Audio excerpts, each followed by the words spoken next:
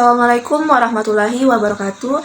Perkenalkan, nama saya Rizka Rahmadani dengan NIM A11125201020 dengan jurusan Keguruan dan Ilmu Pendidikan, Program Studi Bahasa dan Sastra Indonesia.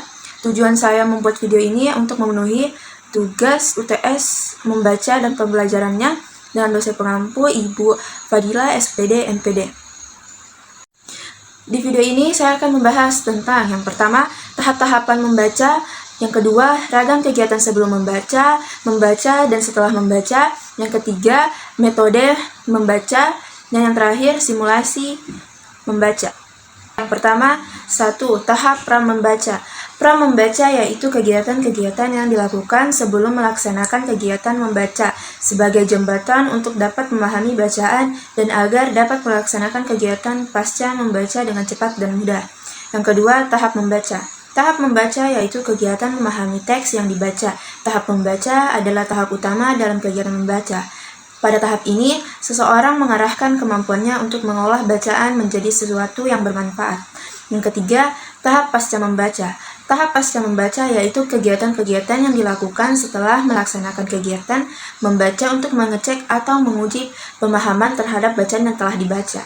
Oke, lanjut ke pembahasan 2 tentang ragam-ragam kegiatan sebelum membaca, dan setelah membaca. Yang pertama, ragam kegiatan sebelum membaca. Yang pertama itu menentukan tujuan membaca, mendapatkan bacaan yang sesuai, melakukan survei awal untuk mengenali isi bacaan dan buku. Yang keempat, membuat keputusan untuk membaca. Yang kelima, mengaktifkan skema kata yang dimiliki. Yang keenam, membuat daftar pertanyaan. Yang kedua, ragam kegiatan tahap membaca. Tahap pertama, decoding stage, tahap decoding. Pembaca berusaha memahami kata-kata dan kalimat yang tertulis dalam teks. Tahap kedua, confirmation dan fluence, menghubungkan dan kefasihan. Meningkatkan kefasihan dalam membaca dengan memahami struktur kalimat dan kata-kata.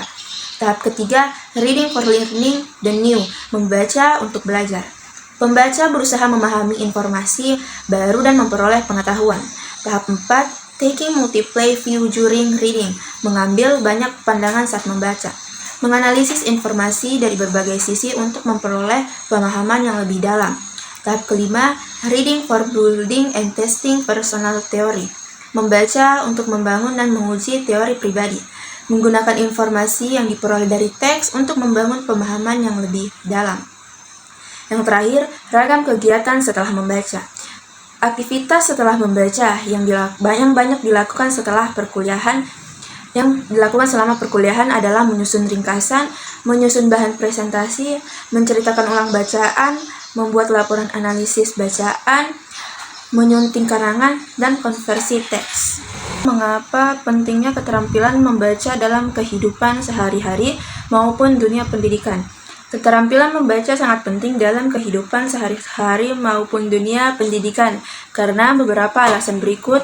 Dalam kehidupan sehari-hari, yang pertama, memperoleh informasi. Membaca memungkinkan kita memperoleh informasi tentang dunia sekitar, berita, dan peristiwa terkini. Yang kedua, mengembangkan pengetahuan. Membaca membantu kita memperluas pengetahuan dan wawasan tentang berbagai topik, termasuk sejarah, ilmu pengetahuan, dan budaya. Yang ketiga, meningkatkan kemampuan berkomunikasi.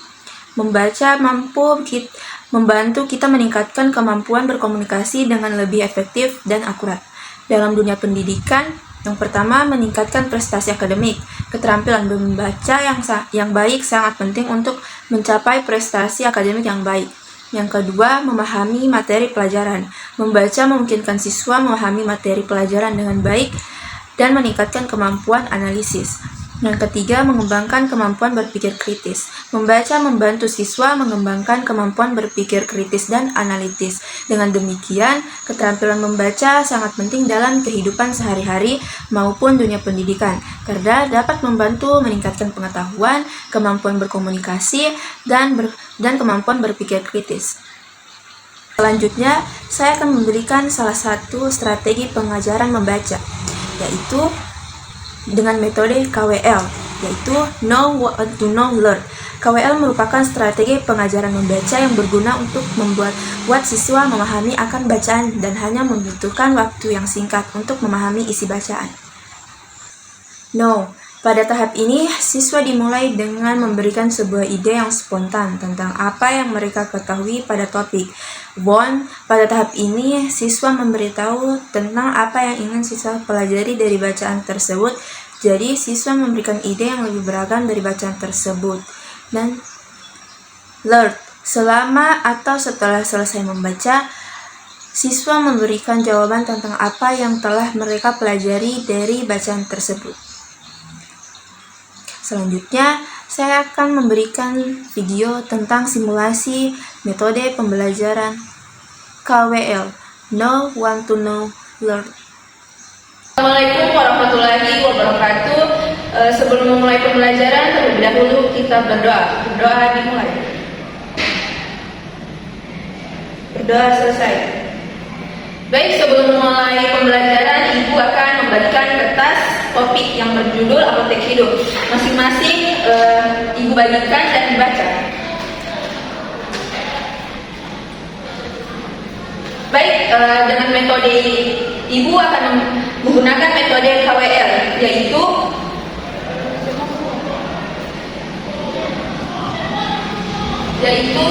know, want to know, learn.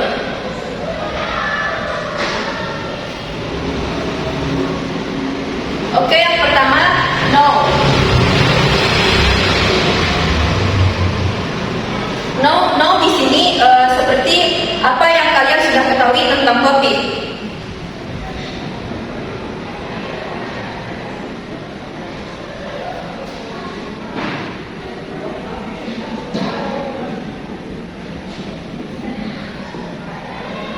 Selanjutnya, want to know.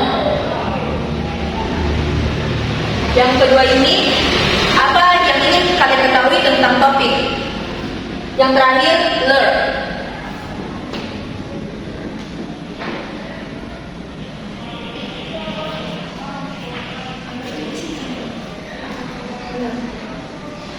Yang ketiga, learn, apa yang kalian sudah ketahui setelah membaca topik. Kita mulai dari know, yang sudah kalian ketahui tentang apotek hidup. Contohnya seperti tumbuhan. Oke, seperti tumbuhan.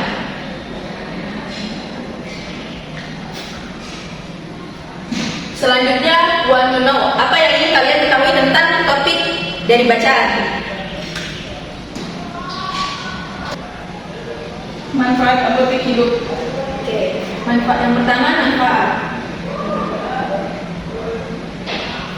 Ada lagi? Contoh tanaman. Contoh tanaman apotek hidup.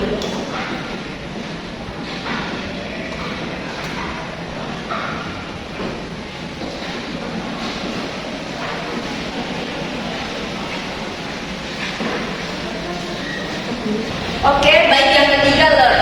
Setelah membaca topik dari bacaan, kalian bisa menjawab apa yang ingin kalian ketahui. Yang pertama, manfaat tentang apotek hidup. Coba dibacakan manfaat apa saja apotek hidup. Meningkatkan daya hidup sehat. Baik, yang pertama, Meningkatkan daya hidup sehat.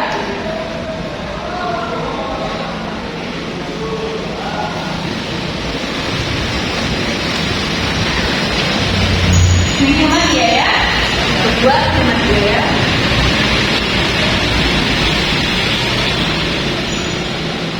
Dan pengobatan alami. Pengobatan alami. Ya.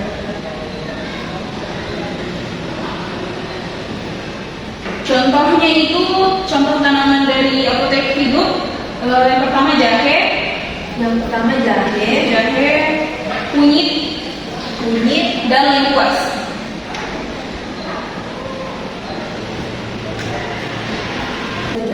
Dengan metode KWL ini kita lebih singkat memahami tentang bacaan atau topik yang sedang dibahas. Mungkin itu saja dari saya. Wassalamualaikum warahmatullahi wabarakatuh.